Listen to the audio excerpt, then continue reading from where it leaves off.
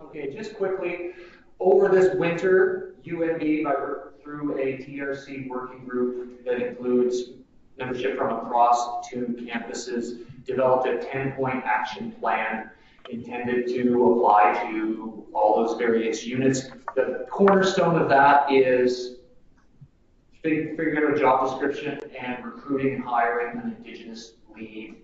And after that, putting together an advisory council that would include local communities in particular, and then start to look at those are the first 2 points, and then start to look at the subsequent points.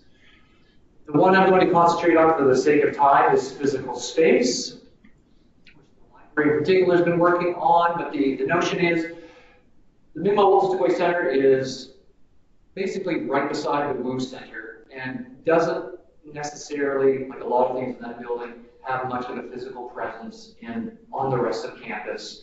There's a sense that we should probably be looking at a more centralized space and also getting their teachings and the various programs that they're advocating for and courses out into the campus. And so how do you do that in the short term? Probably not very easily, or long term, but what can we do in the short term? So one of the things that the Harriet Irving Library and UNB libraries have been doing in particular is looking at a space that came out of a previous round of renovations that we've been doing that we call the reading room.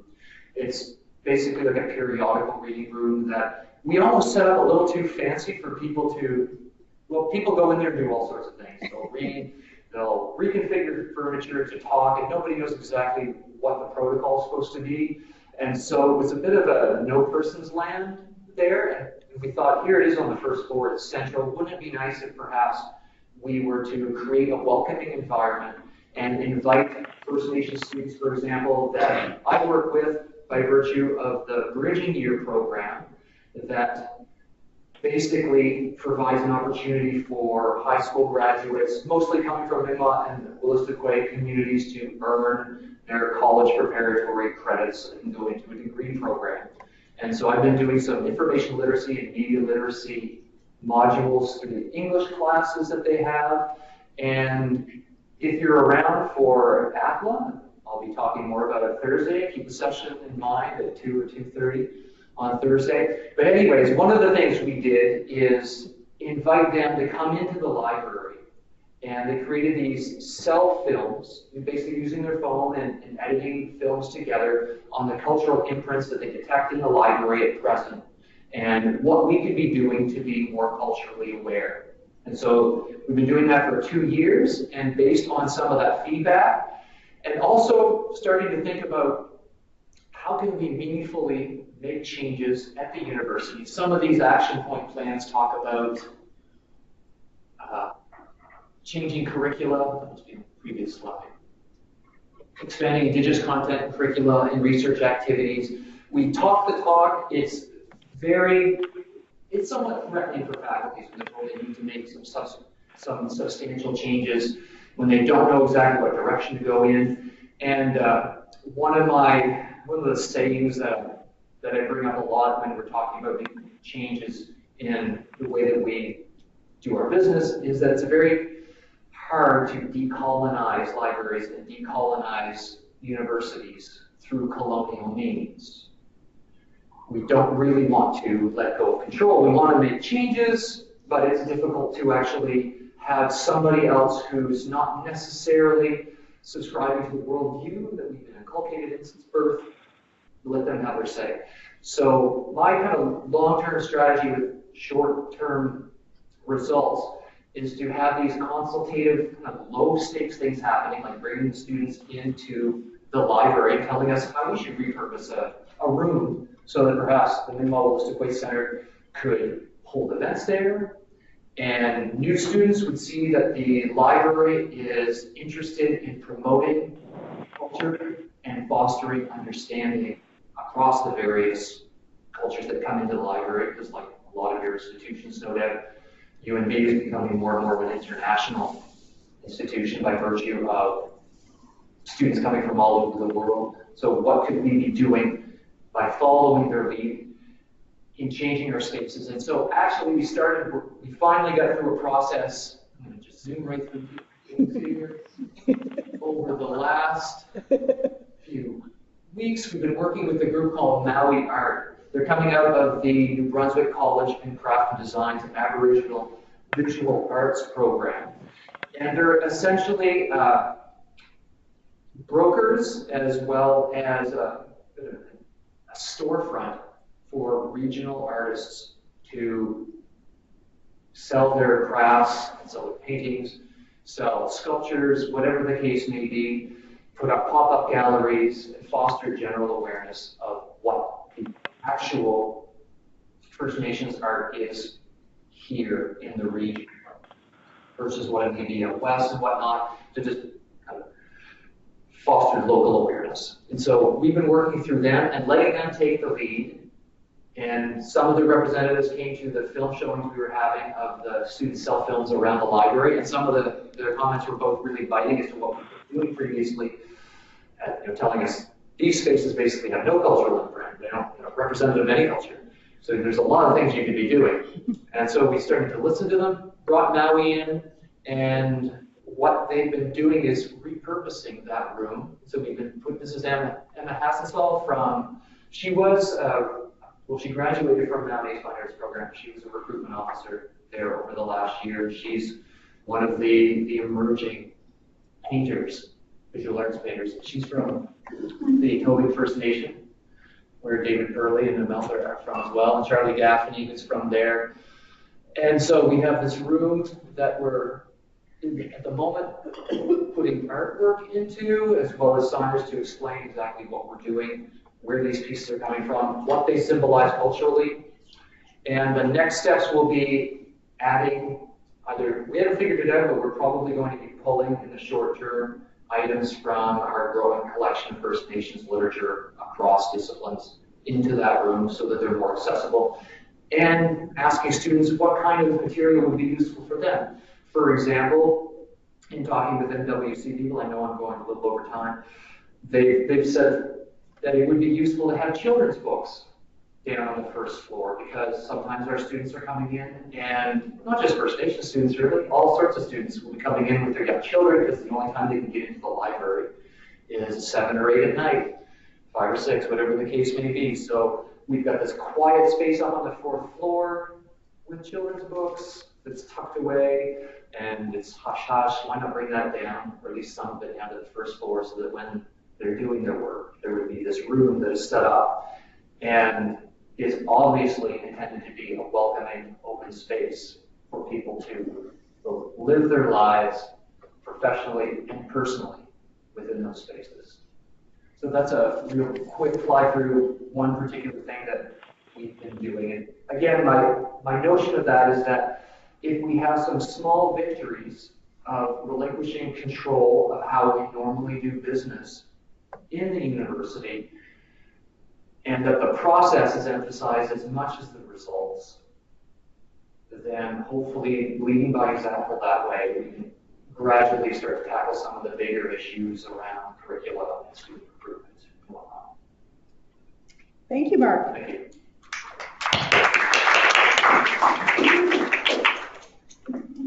And I asked you to come down, but I neglected to tell you that Marc is the Liaison Librarian for the UNB Faculty of Education, which includes the Mi'kmaq Willistic College here on campus at UNB.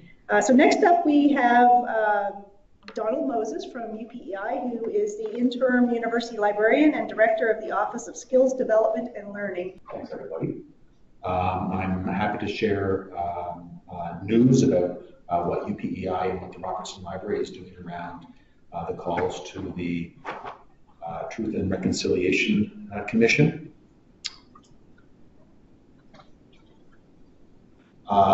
Just wanted to highlight some organizational structures that are at the university. Some of them are physical spaces, like the Maui Center, which is a student center supporting Aboriginal students.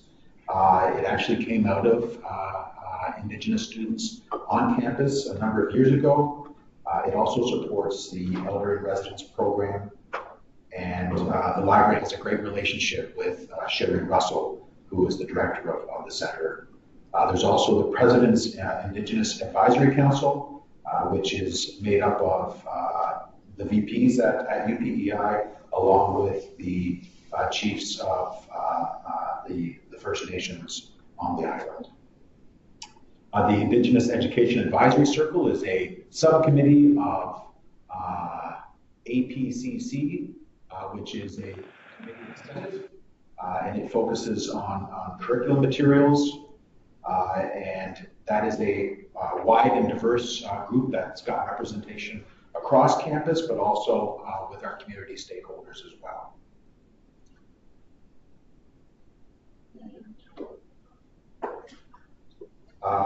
UPEI has made an effort to hire Indigenous faculty.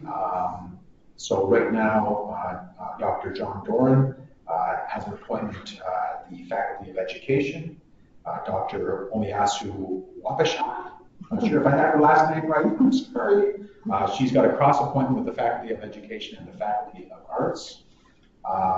Had a meeting with her earlier when she arrived, and is going to be a great faculty member to work with. And then there are two other cross appointments that are coming. One with the Education and the Faculty of Science, probably around climate change, and the other, the Faculty of Education, combined with the Faculty of Nursing.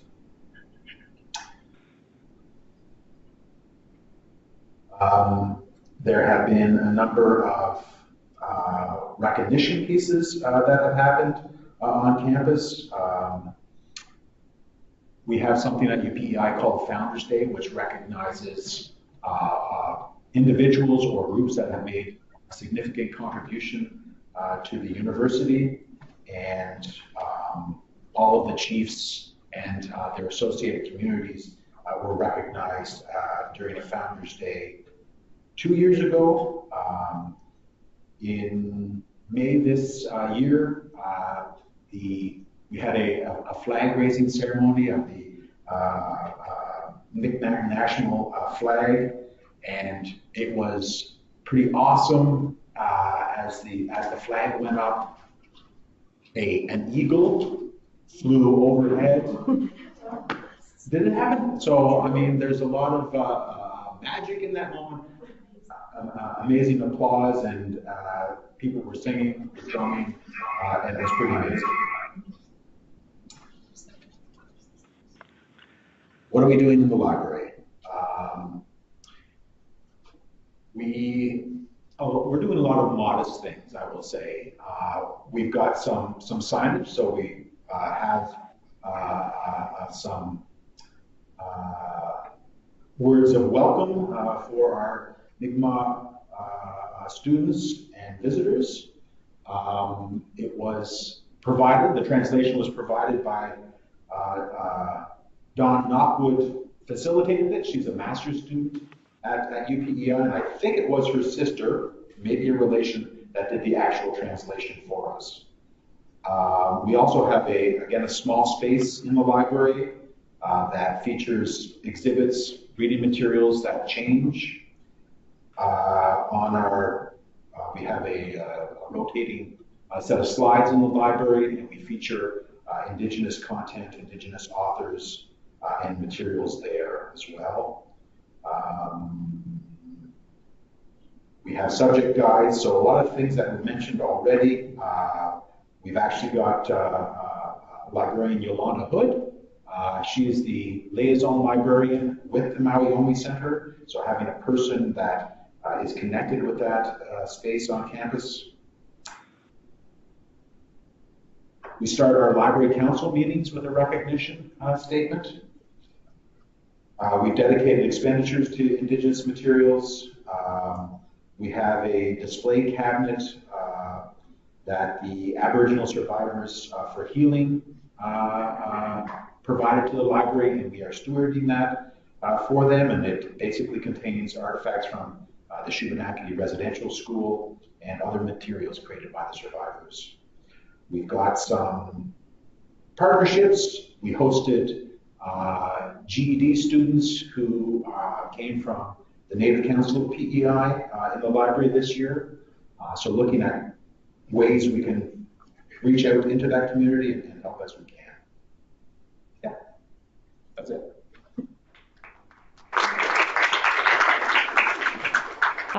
Hi, I'm Tanja Harrison. I'm the University Librarian at Mount St. Vincent University, and I think my colleague Sandra Sawchuk is on the line. Sandra, are you there? Just to check.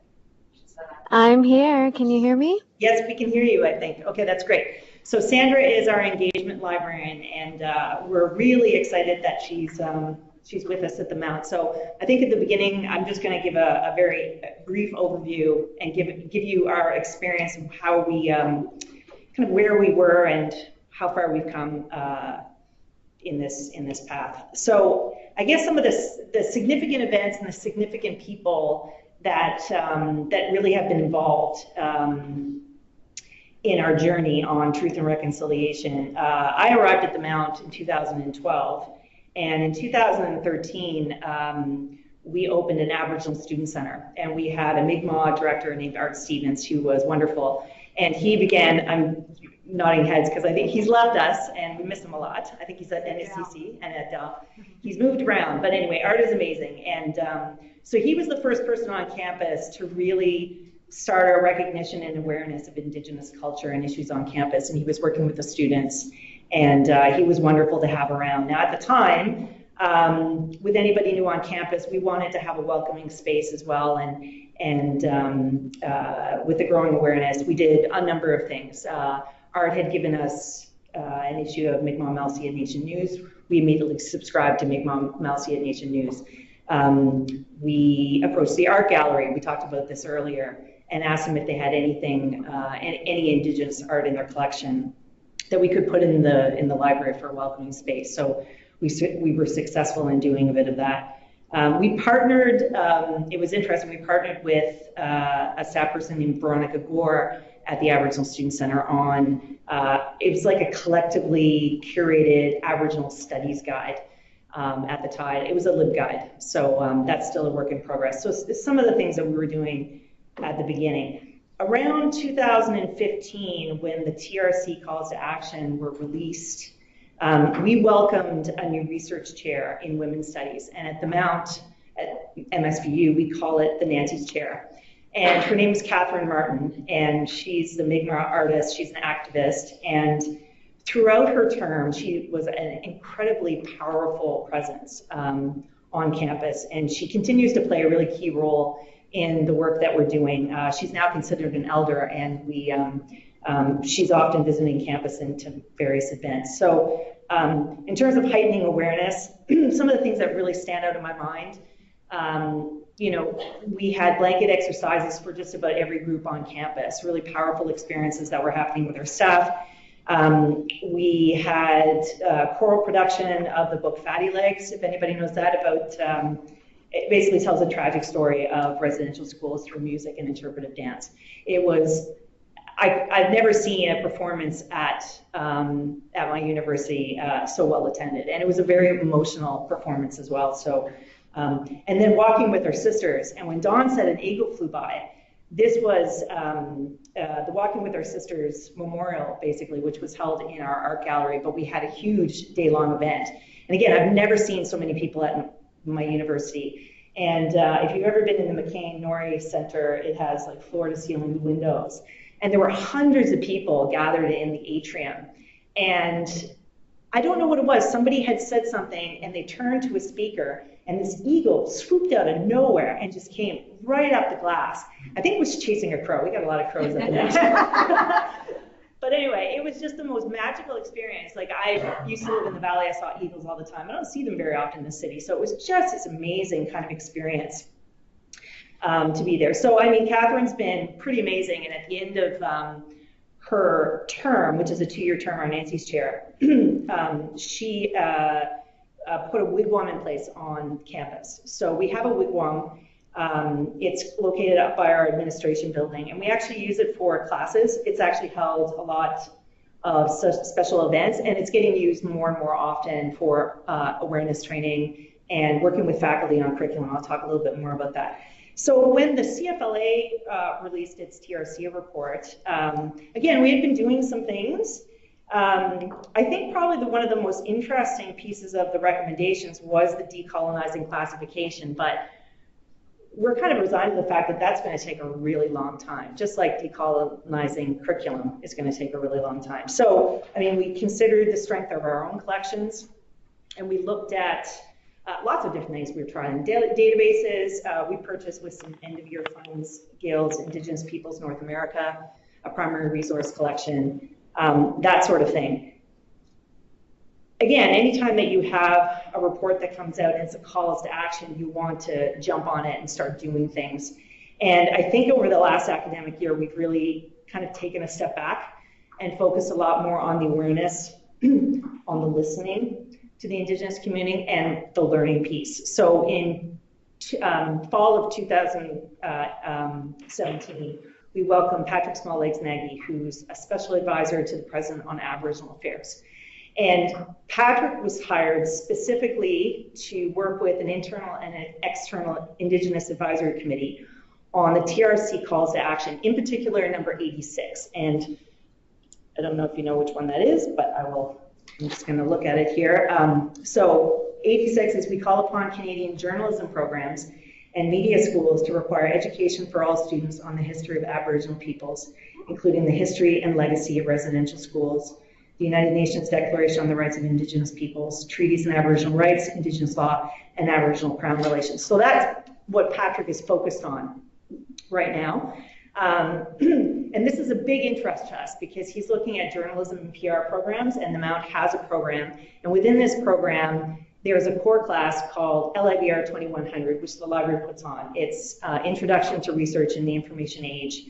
And so because they're starting to work on learning outcomes and decolonizing the curriculum, it puts us in a really unique position to assist with that. But again, I think at this point, we're only talking,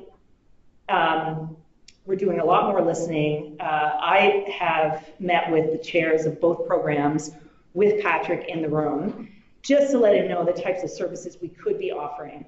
And then most recently, Sandra has connected because as in her engagement role, she's probably going to be the person who's going to be working as closely as she can on what's happening. But again, at our university, we have a faculty hiring program as well, mostly for a diversity position. Out of the last 3 years, we've had one Indigenous faculty member, Sherry Pictou, who's been hired on campus. So somebody earlier said about elders and all the things that are on their backs in terms of everybody's looking to them to do things. It's difficult. So obviously we have to be allies, we have to be partners in this process too. So maybe I'll pass it over to Sandra because the last meeting she would have been with Patrick, and where she sees her role in helping the library and supporting the work ahead. Sandra, do you want to go ahead? Hi, everyone. Yeah, so I'm going to keep it brief, just thinking about the time that everyone has here. So, in my role as engagement librarian at the Mount, and I'm also a new librarian. I've just been there since July, and in my career since July. It's really hard not to feel overwhelmed, especially listening to everyone speak today. There's so many resources and readings and activities that are happening in terms of reconciliation. And right now what I'm doing is kind of, as Tanja has been saying, is stepping back, because in our rush to do reconciliation, I think it's important to consider the truth piece of truth and reconciliation. And that's a very powerful concept. And thankfully, Patrick Small-Legs-Nagy, our advisor, and I were able to discuss that the truth needs to come first. So I think the best place for me right now is to start by reading the 10 volumes published by the Truth and Reconciliation Commission. I mean, there are literally thousands of pages of history and stories and oral testimonies that are speaking the truth of this, what I would call an ongoing colonial nightmare. And out of those 6 core volumes, of the 10, there are 6 core volumes, only one is titled Reconciliation, which means that we have 5 volumes of truth that we must face.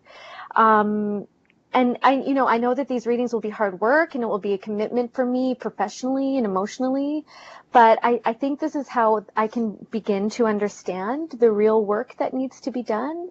And I also plan on acquiring the print versions of these 10 volumes for a reference collection, just so other people can access them and read them and have a way to engage with them. Because engagement itself, my role it's fraught with complicated realities, and I can't place the burden of that on Indigenous people to educate me and help me adapt. Because when we rush to reconcile, we risk tokenizing people, Indigenous people, and to paraphrase an author of a great book on museums, heritage, and Indigenous voice, Briony on Seul, we can't expect First Nations people to bridge the epistemological gap between two cultures and repair a history of colonial relations when they've just been fighting for hundreds of years just to survive in a world that settlers have created. So it's going to be difficult, and I'm focusing now on kind of reading through all of the truth. I'm reading through all of the documentation that has been created, and I challenge others to do the same. And thank you. Thanks, Sandra. Thanks, everybody.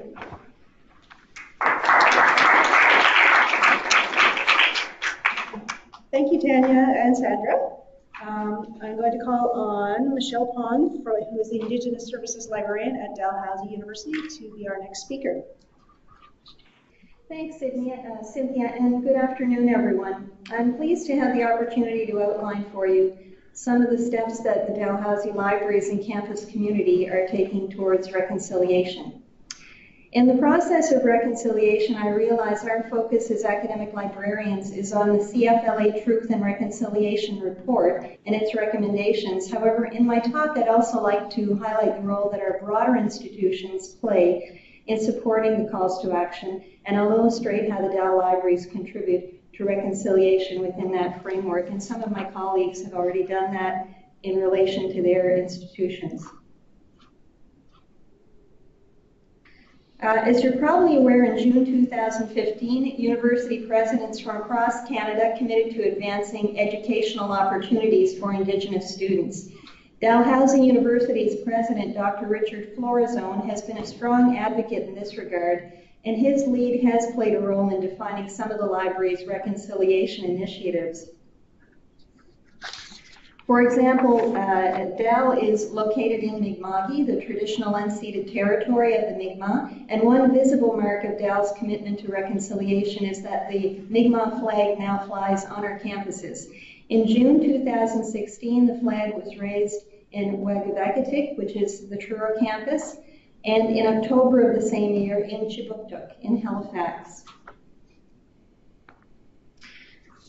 We are also committed to increasing the number of faculty members who are First Nations, Métis, and Inuit descent.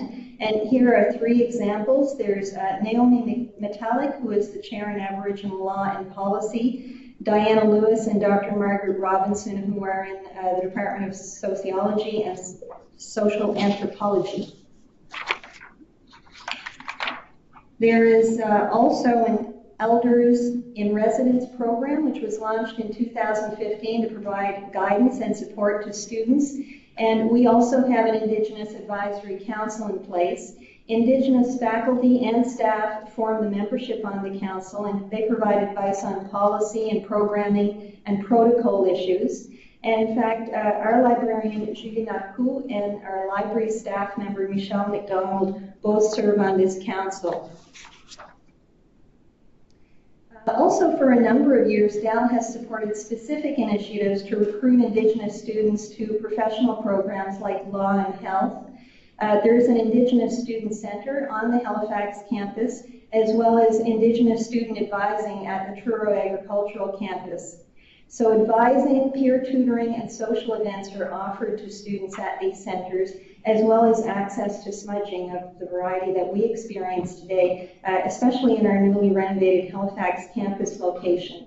Also at convocation, Indigenous students can request that they be presented with a medicine pouch by one of the elders. During the Mi'kmaq History Month, which takes place in October, Dal hosts Mawiomi. a day of celebration when the Dal campus community joins with elders, representatives of the Mi'kmaq community, and off-campus visitors to hear traditional prayers, speeches, enjoy traditional dancing and food, and also see creative works by members of the Mi'kmaq community. Now, in addition to the University Canada Charter that I mentioned earlier, Dal is engaged in a broader initiative to support an inclusive and diverse environment on campus. This is pursuant to the release of the 2015 Belong Report. So leading figures have been invited to speak to the campus community to answer the question, what would it take to create a world where we all feel like we truly belong? In mid-April, Indigenous musician, educator, and activist Buffy St. Marie gave a very moving presentation as part of this program. And in the fall of this year, the Belong Forum will feature Dr. Murray Sinclair, who is chair of the Truth and Reconciliation Commission of Canada. So now let's turn to how the Dal libraries have been involved in reconciliation initiatives within the framework of the Dalhousie initiatives. Well, we're doing what a lot of other speakers have mentioned, in that as you enter our libraries, you're going to see that we do have some signage which indicates the word Jilasa, the Mi'kmaq word for welcome. Many of our staff have taken part in the Kairos blanket exercise, an interactive experience that teaches us about historic and present-day relationships between Indigenous and non-Indigenous people. And this exercise makes quite an impact on staff who do take part in it. I'd encourage people who haven't gotten involved with it yet to do so. For the past couple of years, the libraries have consulted at various times with Dalhousie colleagues from the Mi'kmaq community, including Cara Paul and Patty Doyle Bedwell. During Mi'kmaq History Month, the libraries hosted a display of Mi'kmaq jewelry, baskets, and other creative works, and Cara and Patty were the two community members who contributed from their own collections for this display. It created an awareness among our faculty, staff, students, and the public who enter the library that we are on Mi'kmaq territory, and it also gives them appreciation of the artwork and creativity of our Mi'kmaq community. Dal Reads is a campus-based community read initiative, and this past academic year, the Dal Reads book was We Were Not the Savages by Dr. Daniel Paul, who's a Mi'kmaq author. All Dal Library service points had copies of the book to hand out free, so a lot of people got to read the book, and you know, most of whom were Dal students, faculty, and staff. So at the Dal Reads launch event, which occurred in September, that was at the McRae Library in Truro during Respect Week. And then after that, there were several library-facilitated author events at campus locations during that fall and spring. So here you see Dr. Paul at the Halifax campus in October, and then in March, a couple of months ago, he did a reading in Truro. And coincidentally, at about the same time, author John Tatry was about to launch a biography of Dr. Paul entitled Daniel Paul, Mi'kmaq Elder, and this furnished a book launch event in October in which the libraries played a role as well. So in the photo here you see the publisher, author John Tatry, HRM Poet Laureate Rebecca Thomas, and Dr. Paul. Turning to academic programs, about 3 years ago, Dalhousie launched an Indigenous Studies minor, and they also developed a certificate in Indigenous Studies. The two newly hired professors that I referred to earlier, Margaret Robinson and Diana Lewis, they're both Mi'kmaq, and they teach courses related to both historical and contemporary issues in Indigenous Studies. And in fact, I took both of the courses as credit courses to prepare to liaise with students and kind of understand the issues, and it was fantastic. It's very time consuming to take courses, but it's certainly well worth it to come to a better understanding of the community and the history that they've gone through, and it's good to take courses of that sort. They also teach courses in women's studies, Indigenous research methodologies, art, and film, so film, quite a variety, and just recently Mi'kmaq language has been added as a course as well. So the library's identified some funds to be able to enrich our collections, and I've purchased books that range from fiction and poetry to books about art, Indigenous research methodology books. The professors certainly want that for sure, and grad students want that. So all of this helps our Dal community and also our local community to have access to this material. When we get the new books in, we try to display them right up front in the lobby, so we have regular displays on the Indigenous books. And in fact, the books fly off of this shelf. More people borrow books from this book display than any of our other book displays in the building. We also put posters up here that talk about theater productions or lectures about Indigenous issues that are going on in the Halifax Dartmouth area. We too have library guides that relate to the courses that are being taught. We have Aboriginal law at the law school. We have a LibGuide for that, and an Indigenous Studies library guide. And I also send out sort of thumbnails to show the new books that we have and send those out to the faculty for distribution to staff, students and staff. And here's Art Stevens that Tanja mentioned. Art works with us now at the Truro campus. And the reason I have him shown here is because we are doing a renovation at the Truro Agricultural Campus's McCrae Library. One of the interior walls in this renovated space will be illustrated with Mi'kmaq scenes and symbols. And this design feature was planned in collaboration with Art, who's the coordinator of Indigenous Student Advising and is a Mi'kmaq community member.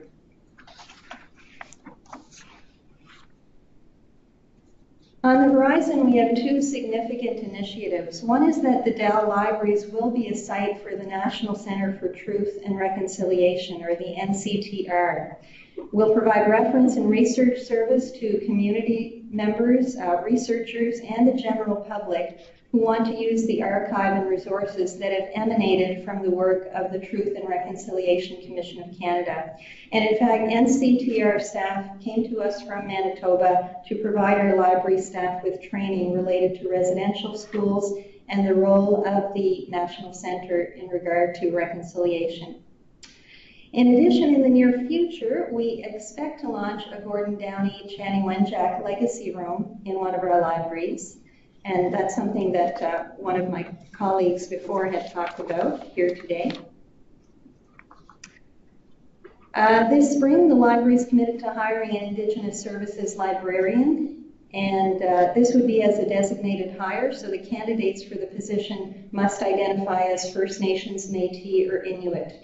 This person is going to have wide-ranging responsibilities from liaison duties to providing service at the National Center for Truth and Reconciliation location. They'll provide guidance to the campus community on library-related matters in connection with Indigenous issues, and we're really keen to see them joining us soon. So I hope this has provided you with a bit of a snapshot of how the Dal Libraries and campus community are engaging in the process of reconciliation. There's a lot of work still to be done, but we look forward to identifying other opportunities for reconciliation in our libraries and on campus.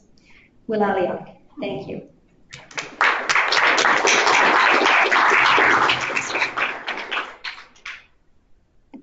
Thank you, Michelle. That was very interesting.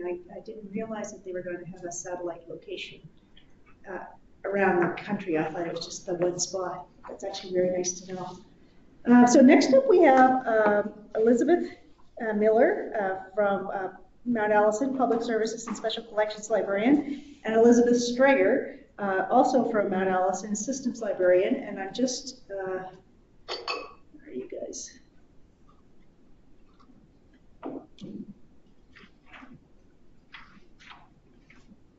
Hi, we're just loading our slides, or taking over as presenter. Okay, thank you. And I'm going to move the mic down. Sorry for the noise, folks. But I want to move it closer to the speaker so you guys can hear. And while you're loading, I just want to remind folks that Thursday, June 21st is Indigenous Peoples Day in Canada. So it's a great opportunity to kickstart in some way if you're looking for a starting date. I know it's close, but it is a good day to do some sort of formal recognition. And so we're just waiting for it to load. Let's see. Sorry, we had trouble the first time. We're retrying. That's okay. I'm trying to free Donald from the ether. If it takes too long, we'll just start talking. It shouldn't take that long. It should show up in a second here. If worse comes to worse, I can load it from the computer itself because I have it. Okay. And while it's loading, you can start talking if you want to.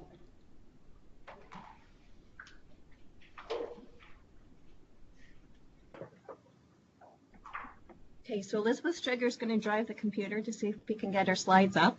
I'm Elizabeth Millar, and we're calling in from Sackville, New Brunswick, the unceded land of the Mi'kmaq and Wolastoqiyik people. And I think the first thing that we have on our slide, or our first slide, discusses building relationships. And over the course of the last few years, I've been working hard at building relationships with Indigenous people both on and off campus. And I've been joined, happily, I've been joined by others in that endeavor. So we've had 3 Indigenous Affairs coordinators over the last few years.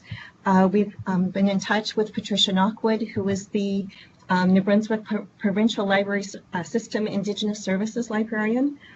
And it was through Larisse Simon, one of our Indigenous Affairs coordinators, that I reconnected with Patricia. She had actually done an internship here at the library, paid for through Fort Folly, which is her home First Nation.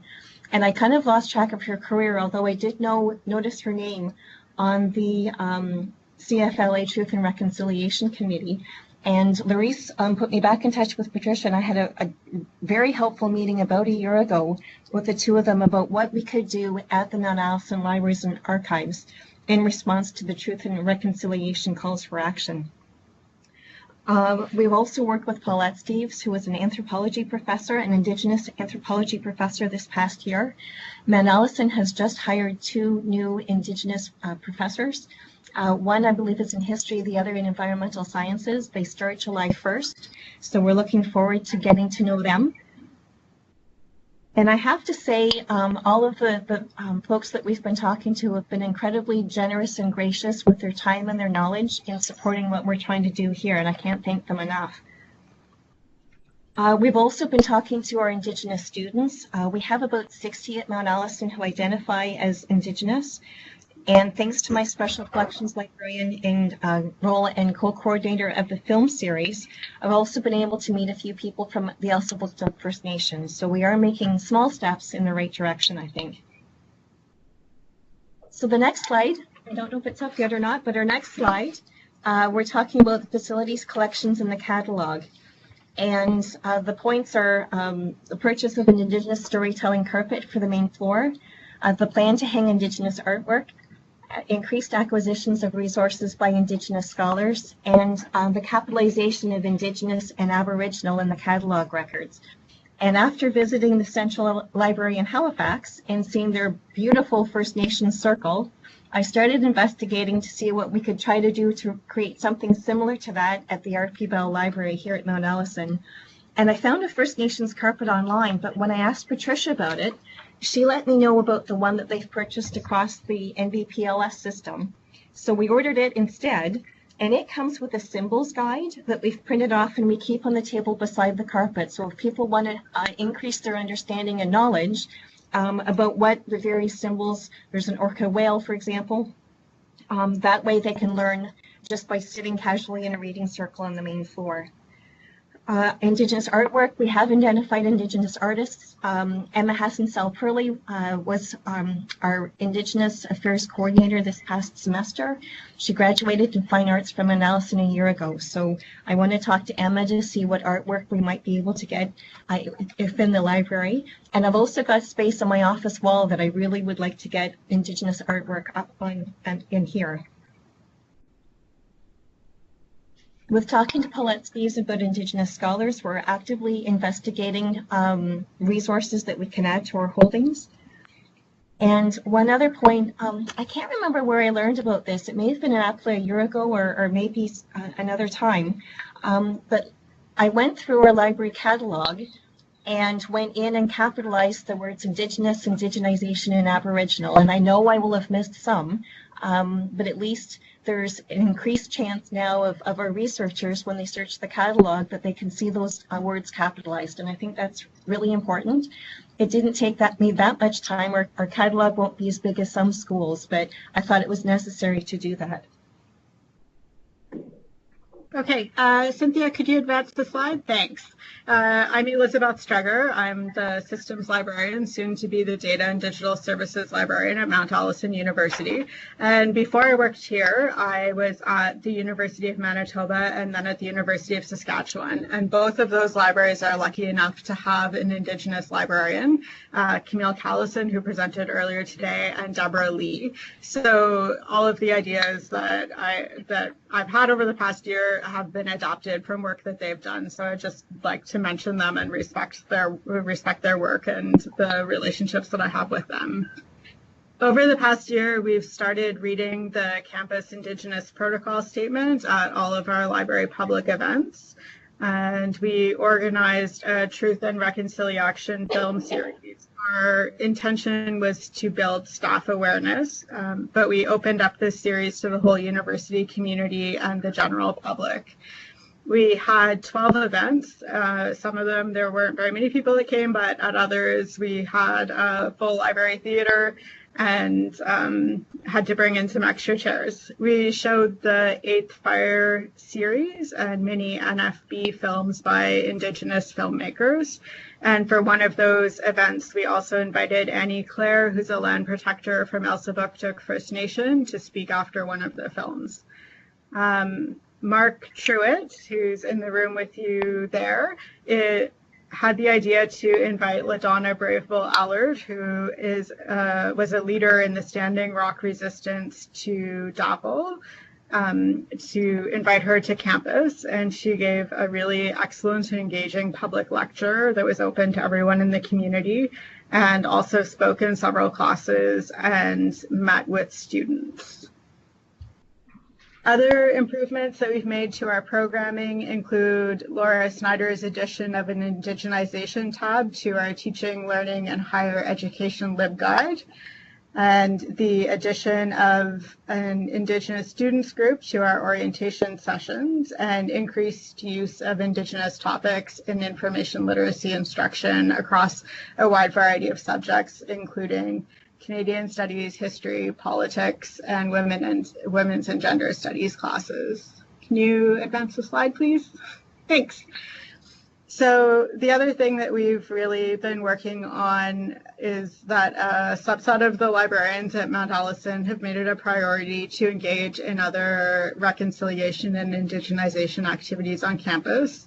So here we've included a timeline of some of the priorities that have been done either at an institutional level or at a more grassroots level on campus. There were 2 Indigenous fora during the 2015-2016 academic year, and then in 2016-2017, Mount Allison declared it the Year of Indigenous Knowing, and there were a whole series of events associated with that. And then this past year was the Year of Indigenous Action. Some of the events included in that institutional level priority were a President Speaker Series, and the library is working on making the recordings of the Speaker Series events available online. I also went to the vigil for Brady Francis, Colton Bouchy, and Tina Fontaine, and several of the Indigenous faculty hiring talks. I attended a Kairos blanket exercise out in the community, and Elizabeth Millar attended one on campus. Marc also scheduled one for the library, which was unfortunately canceled due to illness, but I think we'll try again next year. Okay, so I'm going to turn it back to Elizabeth Millar now. I need to reread the various reports that are available to us, such as the TRC's calls to action, the Universities Canada Principles on Indigenous Education, and the CFLA report and recommendations. But they've been very helpful in improving certainly my understanding, and I think a number of our understandings of what needs to be done, both as libraries and archives, but also as on an individual basis. And the conference sessions at APLA 2017 were helpful, and I'm expecting similar things from this year's event. So I'm really glad that APLA will be is having the Indigenous stream at the conference, and I hope to see that continue in future years. I missed much of today's forum's discussions, but I'm looking forward to replaying and getting transcripts from the various discussions. I think I'll be learning from them as well. And I have to say, and she's not online anymore, but special thanks to Camille for her tremendous hard work. I certainly learned quite a bit from her a year ago in Charlottetown. It sounds like she's coming to APLA this year, so I'm so glad for that. But the effort that she's putting into the understanding at the national level in the library community, I think is so important to then come down to those of us working in the front lines in libraries across the country. So for lessons learned, the importance of showing up. And down at the bottom, the last bullet says, not everyone sees at Mount Allison sees indigenization as a priority. And I think that came as a bit of surprise to me. And I think it's, my perspective is as important. So how come everybody doesn't have that perspective? And I think we need to try to figure out how we can educate people or persuade people that they really do need to take part regardless of what role they perform at Mount Allison, because all of the roles are important and they're all important to indigenization. And with the importance of showing up, that's how we're connecting and building relationships, especially with our students. They see me at dropping into this Indigenous Student Center, for example, and that makes them more comfortable approaching me at the library, or they might see Elizabeth at the vigil, and that might make them more comfortable in coming and talking to her, because many of our first-year students and upper-year students find the library intimidating, and I think for some of our Indigenous students, they find it even more intimidating than the students coming out of the public system, and I think we need to keep that in mind. Nothing about us without us, that maybe goes without saying. Nothing about us without us. And I've been so grateful for this next point. It's okay to try, but not to get it quite right. And that's where you learn from your mistakes, you correct it, and you try again. And Doreen Richard was our first Indigenous Affairs coordinator, and she was very generous and saying, okay, well, you tried this. This is how you can make it better for next time. And all of our Indigenous Affairs coordinators have been very patient in my training to learn how to pronounce Wolastoqiyag. And sometimes I get it close and sometimes it's not close at all. But they keep listening to me try to pronounce it and not enthusiastically when I come close, and I appreciate that very much. And then there's the importance of keeping the purpose of the event in focus and not letting external factors cloud things. It's what's the most important thing that we're doing, and that's that we're educating ourselves, we're providing opportunities for Indigenous people, for settler people to meet, to learn from each other, and to have discussions and conversations that for too long I think have been neglected. So if we can put in a plug, we've got our lightning talk presentation on Friday at 11:30 at APLA. We hope to see as many of you there as possible. And on our last slide, we've got links to other resources. So we've got the link out to Laura Snyder's LibGuide for the teaching, learning, and higher education, specifically for indigenization. And that guide is aimed at faculty, but that doesn't mean that others can't make use of it as well. And then we've got the blog posts by Laura Landon, our head of access services, who was very diligent and very busy in promoting the activities that we did have at Mount Allison. Thank you. Thank you both, both Elizabeths, for telling us about what's going on at Mount Allison. It's been great to hear from all the different speakers, and we have one final speaker. I'm just going to close this up, stop sharing, and we'd like to welcome Suzanne van den Hoogen, who is the Public Services Librarian at St. FX and soon to be the University Librarian at St. Mary's University. So welcome, Suzanne, and tell us about what's happening at St. FX. So I'm going to keep this to the lightning round idea because I'm going to be quick. So I can tell you that at St. FX, we've been doing a number of things for a very long time, including having annual Maoyamis. We have just hired an Indigenous representative to be our elder on campus, who will be known as our knowledge keeper. We are offering a Mi'kmaq language course. We have had an Aboriginal student advisor for a number of years now, and she's who I really want to talk about. And what I really want to focus on is the relationship that I have been able to establish with her. So her name is Trina Francis, and what that has meant for me at the library. So prior to Trina, we had another Aboriginal student advisor who left us. Her name was Molly Peters. And Molly and I had started a relationship where we would discuss things that were happening, and I would tell her when we were purchasing certain books, or ask for her input on what the library could do to help to support our Mi'kmaq students or our Indigenous students. And when Trina Francis came in, that changed, and changed for the better, because Trina is very engaged, and not that Molly wasn't, it's just that our relationship evolved that way.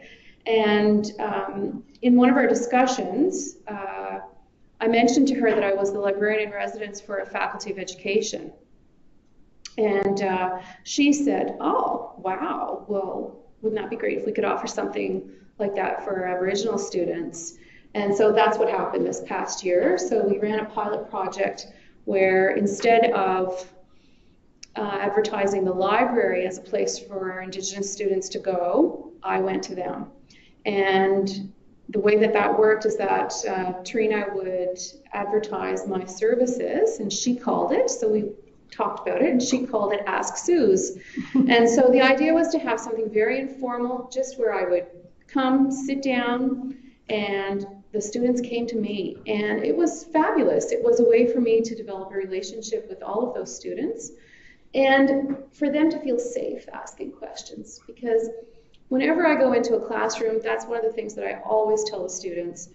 Asking for help is one of the hardest things you'll ever have to do. So this way, the students just sat, we got to know one another, and eventually they ended up coming to see me at the reference desk or booking personal appointments, and that relationship has since evolved. Now I'm leaving St. FX, but I'm hoping that they will continue with that program at St. FX, and then maybe I can bring it to a new a new library. So stay tuned. Anyway, that was my primary focus for today, was to talk to you about that pilot project of taking reference outside of the library and into our Indigenous community. Thank you.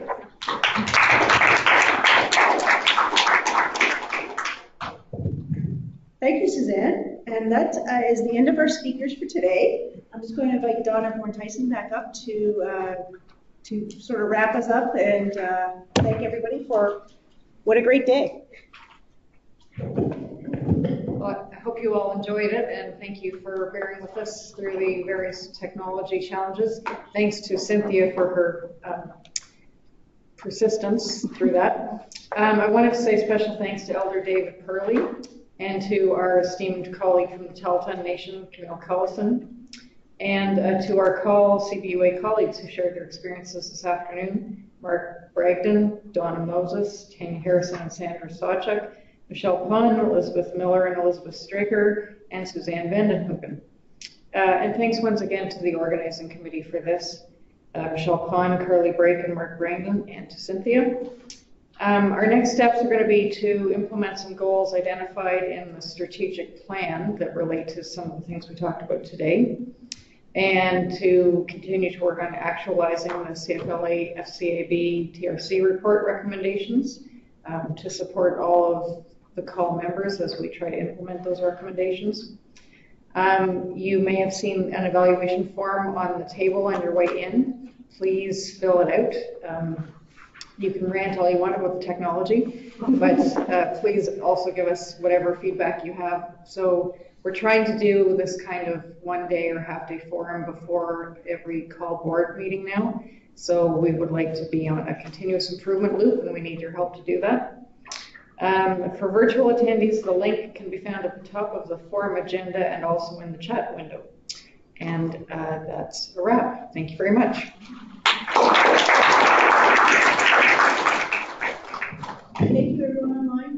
actually give you that chat window.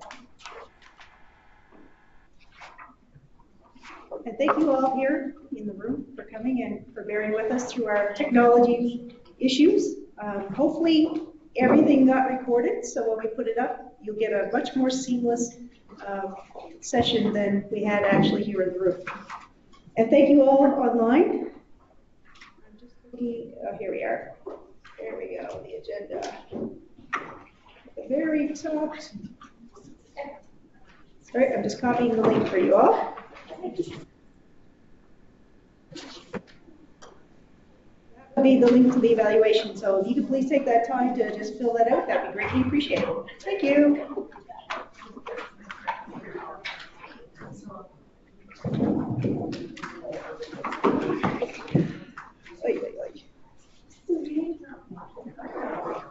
And for those who participated online, you did your write-ups or whatever, and didn't get to present your ideas, please send them to me by email, and I will collate everybody and get them sent out, so everybody will be able to get them.